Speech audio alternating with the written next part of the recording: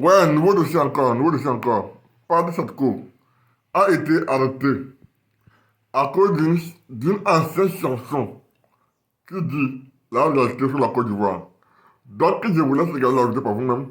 Likez, commentez, partagez la vidéo massivement. Quand le président Guillaume Soro répond aux journalistes, aux questions des journalistes sur ce point-là, où il parle de trahison, il explique combien de fois Ouattara ne respecte pas ses engagements. Et quand il dit Ouattara va lui donner, c'est pas la présidence, c'est voici où le combat même, où tout a déclenché. C'était la tête du RDR. C'est pas le président Guillaume Soro qui est venu vers lui pour dire que je me bats pour toi là. C'est pour devenir président du RDR. Non, c'est Ouattara qui paye son avion. Il paye l'avion de Imam Boubacar Fofana, Blaise Compaoré, hôtel Joy 5. Hein? La nuit, 10 000 euros.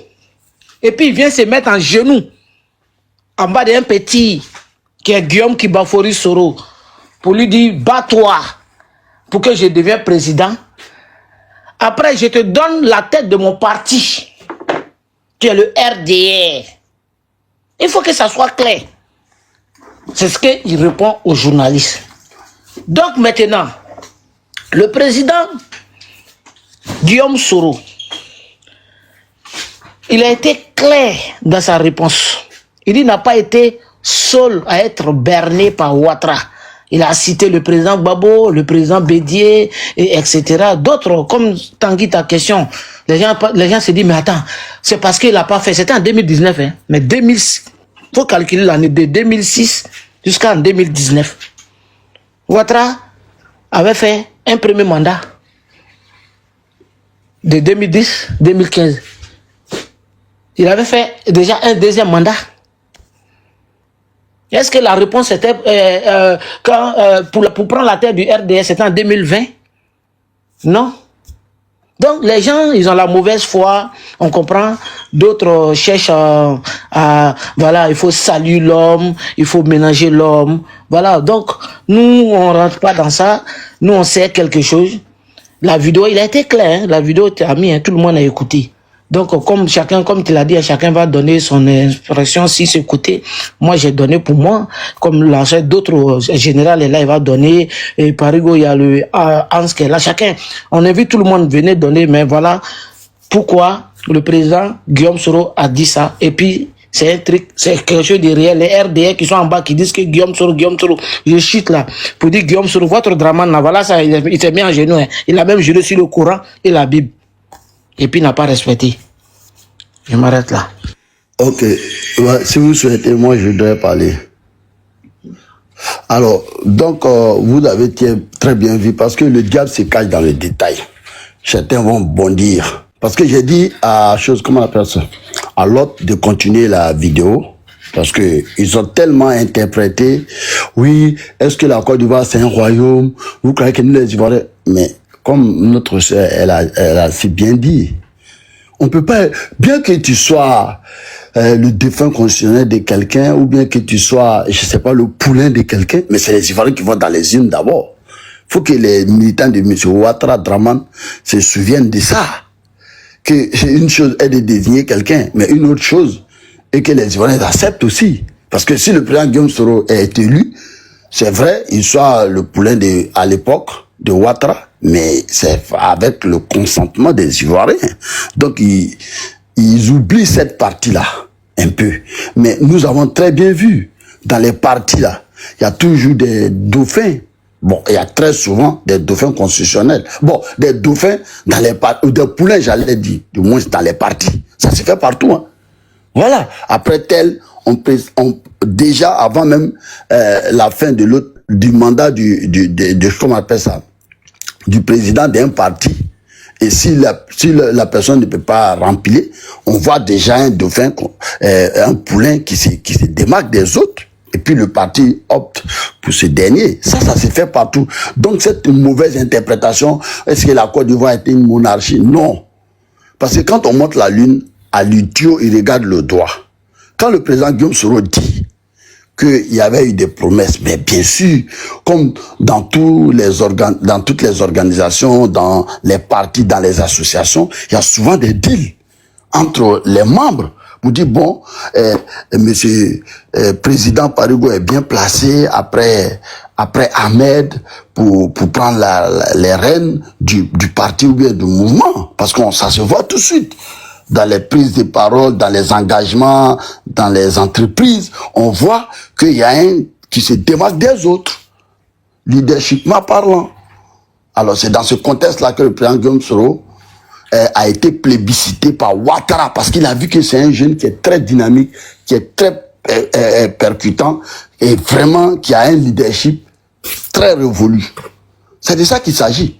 Maintenant, quand le président Guillaume Soro insiste dessus que Ouattara c'est un roublat, les gens pensent que il est frustré, il se cache derrière cette trahison, voilà, pour dire que non, il n'a pas voulu suivre Ouattara parce que pour d'autres raisons, mais c'est faux. Parce que, regardez bien la chronologie, hein.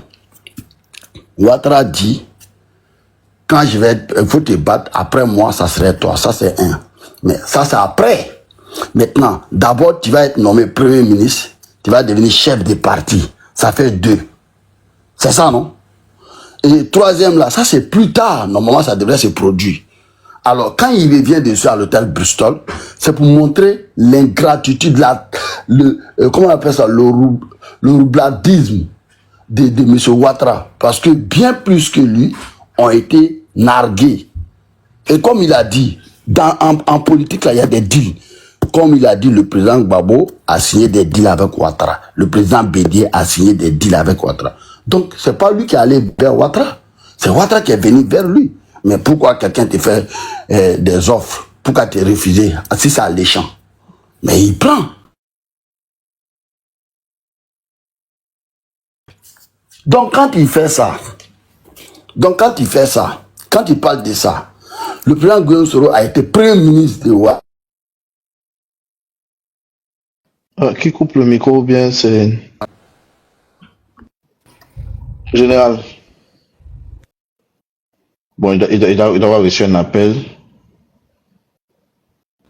Donc, excusez-moi, hein, j'avais reçu un appel. Okay. Donc, quand le président parle de ça, c'est pour montrer l'ingratitude et, comment on appelle ça, le non-respect des paroles de Ouattara, des promesses de Ouattara.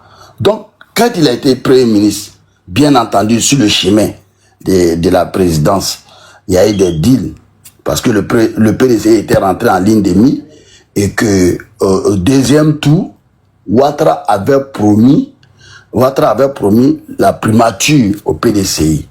Parce que déjà, je vais trahir peut-être un secret, Ouattara ne voulait pas donner la primature à PDCI. Le président Guillaume Soro lui a dit non, il faut donner. On n'a rien à foutre avec ça. Les Ivoiriens ont tellement souffert. Si la primature, là, moi, là, si c'est pour moi, là, il n'y a pas de problème. Moi, je pourrais m'en passer de ça. Mais propose la primature au PDCI et bien d'autres postes. Parce que Ouattara, il avait fait les mêmes, le président Gbagbo avait fait les mêmes promesses à Bédié que par rapport à certains postes ministériels et certains postes comment on appelle ça, des directeurs des sociétés, d'entreprises d'État. Ouattara a fait la même chose. Le président Guillaume a dit non, faut pas faire ça. Faut faire plus alléchant. Faut faire plus, comment on appelle ça, plausible. Plus que le président Gbagbo, parce que c'est une question de deal. C'est une question d'affaires maintenant. Donc, nous, notre problème, c'est que cette phase-là, on met ça derrière nous. Il faut qu'on vienne au pouvoir pour le grand bonheur des Ivoiriens. Donc, le président Guillaume Soro a dit, il faut donner la primature à Bédié. C'est pas grave. Si c'est moi là, il n'y a aucun problème. Moi, mon problème, c'est que tu viennes au pouvoir pour le grand bonheur des Ivoiriens.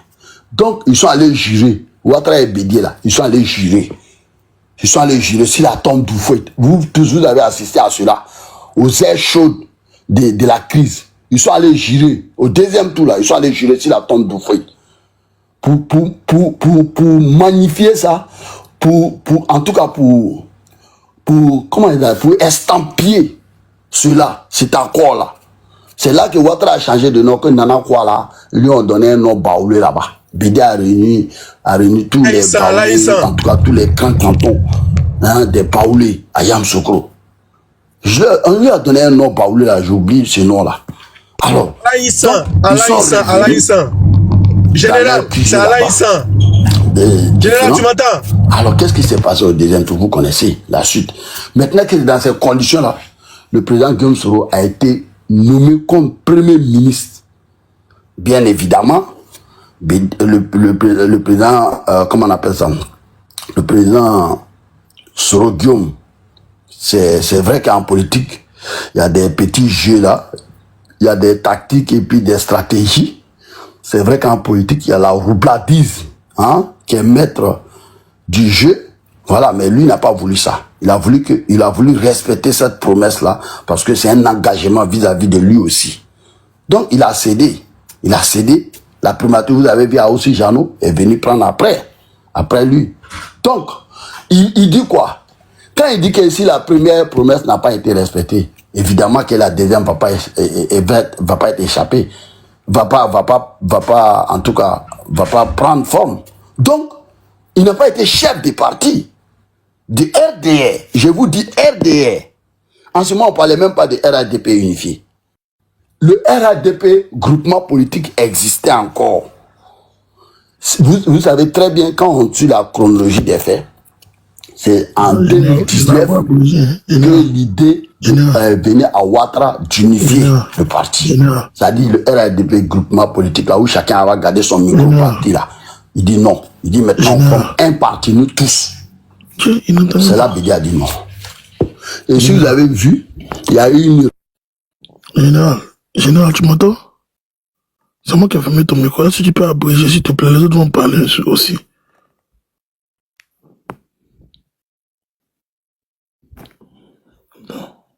Vas-y, ouvre ton micro. Ouvre ton micro, général. Quelqu'un m'a fermé mon micro. C'est moi, c'est moi. Les administrateurs là. Non, c'est moi. Évitez de fermer mon micro. Attends, donc vous avez vu, abréger. Quand il y a eu cette réunion des cadres du RDR à l'époque, quelqu'un a enregistré le président Guillaume Soro. Et dans l'audio, le président Guillaume Soro disait non. On ne va pas aller vers les partis, laissons-les. S'ils veulent venir au RDR, là, ils n'ont qu'à venir. On ne va pas aller forcer quelqu'un à venir au RADP. On est grand parti actuellement. On a la reine, en tout cas du pays. On dirige le pays. Et de par notre entreprise, les autres vont venir vers nous.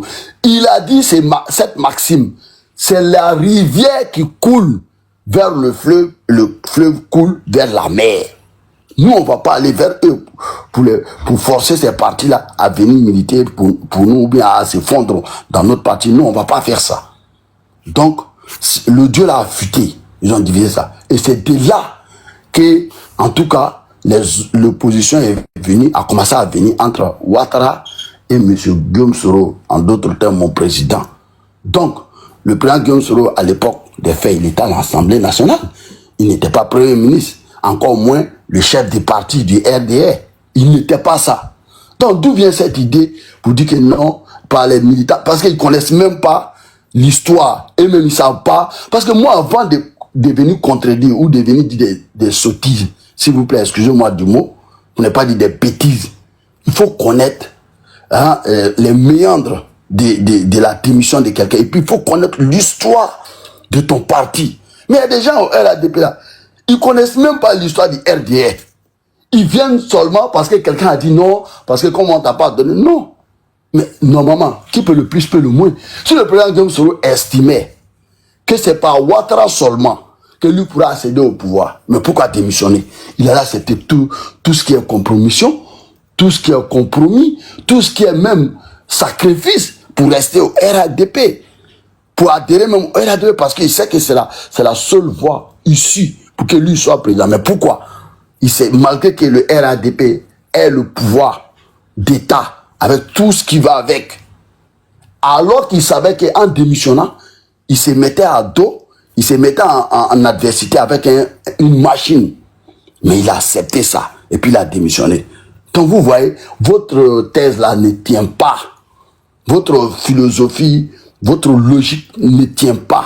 Parce que si le président Guillaume Soro n'avait pas d'autre choix que par passer par Ouattara ou passer par votre système là pour devenir président, pourquoi il se met dans ce qu'il est aujourd'hui là?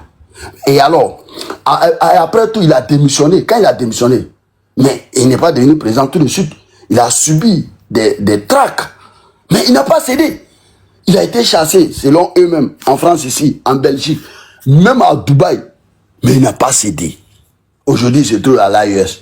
Et on dit encore que pourquoi il va là-bas chez ceux qui ont pris les armes. Ah bon? Donc c'est vous qui avez la destinée du président Guillaume Soro, c'est vous qui décidez de sa destinée, c'est vous qui imaginez, c'est vous qui allez donner les ordres, vous allez donner les pensées, il va exécuter votre pensée. Ça dit vous traquez quelqu'un, mais il doit faire ce que vous aspirez. Vous voyez? Donc ça marche pas comme ça. On dit quand il ajoute un code à un article, il faut enlever un. Général. Soit vous êtes adversaire, tout ce qu'il fait ne va pas dans votre sens. Soit vous êtes ensemble.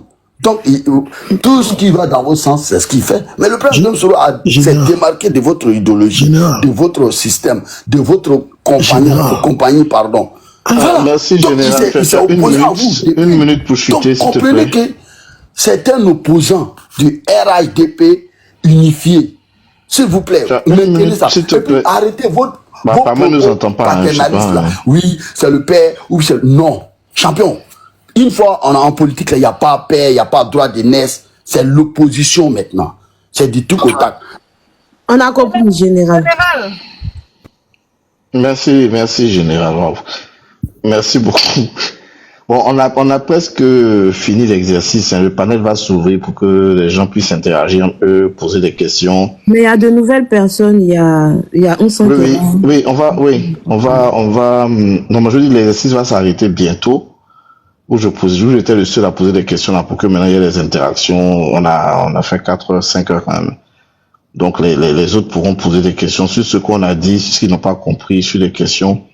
Peut-être que je vais laisser Nsang répondre à cette question là avec Nina si elle est dispo. Nsang, bonjour. Elle est dispo, mais passe la parole à Nsang d'abord. Bonjour. Honneur aux dames, hein. Écoute, laisse... Mais comme tu veux, parce que moi j'étais là. Laisse la parole à Nina, ça m'inspirera davantage ce matin. D'accord. C'est quoi la question? Ouais, la question c'était, en fait on est arrivé sur le chapitre de la démission du président Soro Guillaume de l'Assemblée nationale, le fait qu'il ait dit à Ouattara qu'il ne voulait pas, il a tenu tête à Ouattara qu'il ne voulait pas rentrer dans le RHDP, que ça l'intéressait pas. Il a dit qu'il y a 12 personnes à qui la question avait été posée, il était le seul à refuser. 12 personnalités, grandes personnalités. Il était le seul à refuser, on l'a forcé à démissionner, etc., etc. Donc la question était de savoir, il a quitté, il a démissionné juste parce qu'il voulait pas être dans le RHDP. Qu'est-ce qu'il y avait de si mauvais, d'accord, à être membre du RHDP? Puisqu'il était déjà membre du RDR, d'accord, et du groupement unifié. Donc les uns et les autres ont essayé de donner des explications, soit rupture idéologique, soit rupture à tous les niveaux. Et j'ai posé la deuxième question pour dire, en jouant la vidéo du président Soro Guillaume à l'hôtel Bristol, où il parle des promesses que le président Ouattara lui aurait faites en 2006. Il y a 3 grandes promesses.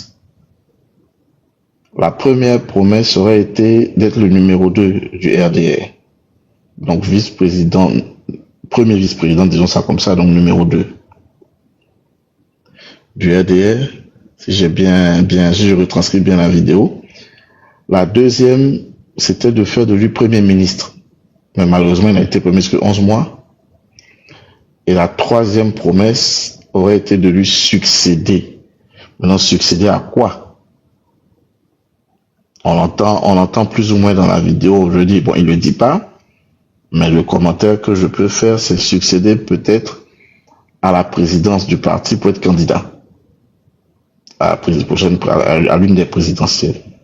Et donc, le président Ouattara n'aurait pas respecté ses promesses. Donc, la question est de savoir, Est-ce que c'est parce que, en fait, le président Ouattara n'a pas respecté les promesses qu'il lui a faites en 2006 devant Blaise Compaoré, puis devant un imam, qu'il a quitté attends, je ferme le micro, ok, qu'il a quitté le RHDP, il n'a pas accepté d'entrer dans le RHDP?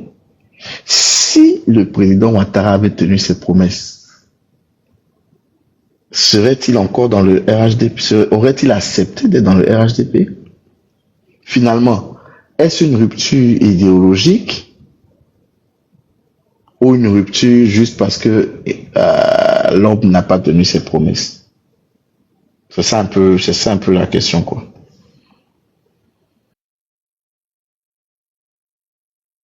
Merci.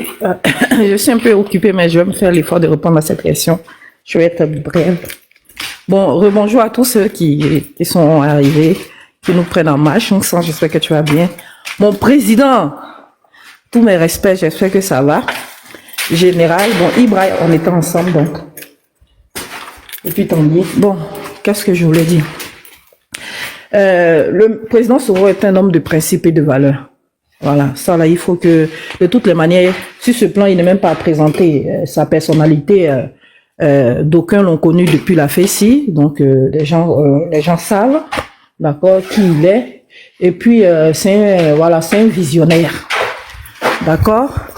Et un homme qui a des principes, il est difficile, hein, pour cette personne-là franchement de tremper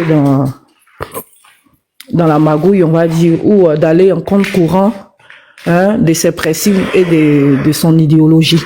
Voilà, donc pour moi, déjà, transformer, comme on appelle ça, son combat en un combat clanique,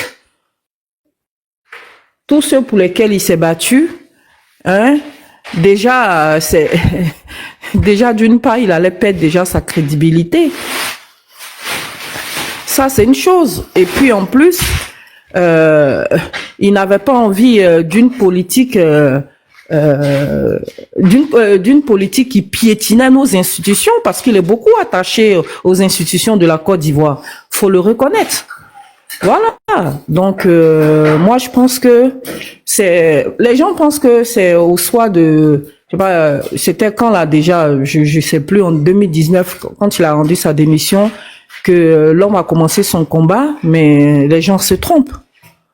Voilà, les gens se trompent. Depuis qu'il a commencé petit à petit à faire entrer les exilés, à travailler pour que les exilés rentrent en Côte d'Ivoire, à permettre à certaines personnes de sortir de prison, à aller aux funérailles d'Aboudaman Sangaré et rencontrer, faire le tour un peu de la Côte d'Ivoire, rencontrer dans chaque région des peuples et tout.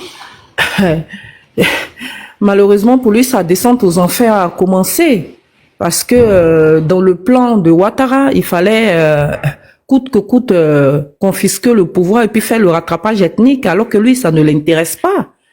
C'est pour ça qu'il dit qu'il reconnaît pas l'homme. Il reconnaît pas Ouattara, parce que c'est pas ce pourquoi il s'est battu. Le 7 février, on me dit, c'est pas ce pourquoi il s'est battu. Voilà, aujourd'hui, on lui dit de piétiner ses principes, ses valeurs, son intégrité. Et moi, pour faire court, comme je suis un peu occupé, moi je pense que c'est ce qui a poussé le président Soro à partir. C'est pas pour une histoire de poste, parce que poste, il en a tellement vu. Il en a tellement vu. Et puis souvenez-vous au temps de Bédi, la corruption là, le président Soro n'a pas plié devant la corruption. Parce qu'ils ont fatigué aussi à la FECI le président Bédi. Et n'oubliez pas qu'ils ont fait la prison. Soro même s'est retrouvé aussi un peu en exil, mais c'est pas pour autant qu'il a vendu son combat. Voilà, c'est pour ça qu'il y a certaines personnes qui parlent du président Soro sans vraiment réellement connaître l'homme, parce que comme son parcours a été entaché par cette, comment on appelle ça, par la rébellion, les gens s'arrêtent à la rébellion, mais non.